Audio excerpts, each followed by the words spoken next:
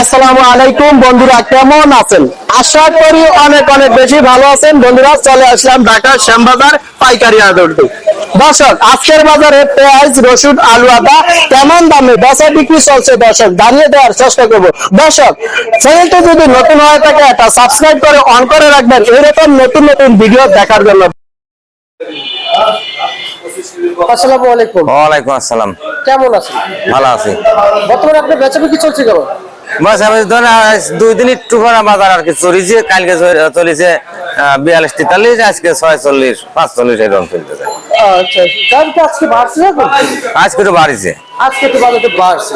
হ্যাঁ। আর পেঁয়াজের আমদানি রপ্তানি আজকে বাজারে কেমন দেখলেন? পেঁয়াজের আমদানি রপ্তানি ধরেন ভারতেরটাই বেশি, আমাদের দেশে দেখো মানে দাম নাই দিলে আমরা তো সব বেচা কেনা করা আসতেছি না।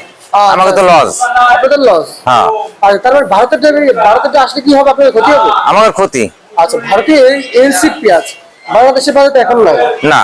এখন কিসের ক্ষতি হচ্ছে? না, বাংলাদেশ আসে তো এই যে কত দিয়েছি বাবা ভারতেরটা আসছে? হ্যাঁ। কবে আসছে? এটা আগা করে চলতেছে, ঘরে ঘরে যে বোঝাই হয়েছে। আচ্ছা, তার মানে আসবে।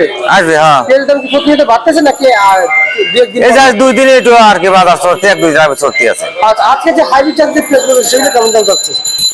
এটা 46-47 এরকম। সরাসরি ছাত্র যাচ্ছে হাইব্রিড জাতের পেঁয়াজ। হ্যাঁ। দেশি জাতের পেঁয়াজ কেমন দাম যাচ্ছে?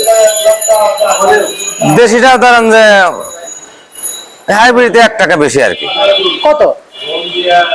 ও 48 যাচ্ছে দেশি হালির পেঁয়াজ। হ্যাঁ। আপনি কোন জায়গা থেকে এসেছেন? রাজবাড়ি। রাজবাড়ি। আপনার পেঁয়াজ কত বিক্রি করলেন? আমারটা বিক্রি করেছে ধরেন 48 টাকা। আমাদের দেশে 48 টাকা। হাটের বাজারে কত করে গিয়েছিল? হাটে আজকে তো চলতেছে 18-19 এরকম একই বাজার। আচ্ছা আচ্ছা। রসুনের হ্যাঁ। বাজার রসুন চলতে 80-85। ন্যায্য দাম কি পাচ্ছেন রসুন বিক্রি করে আপনারা? হ্যাঁ। ন্যায্য দাম কি পাচ্ছেন?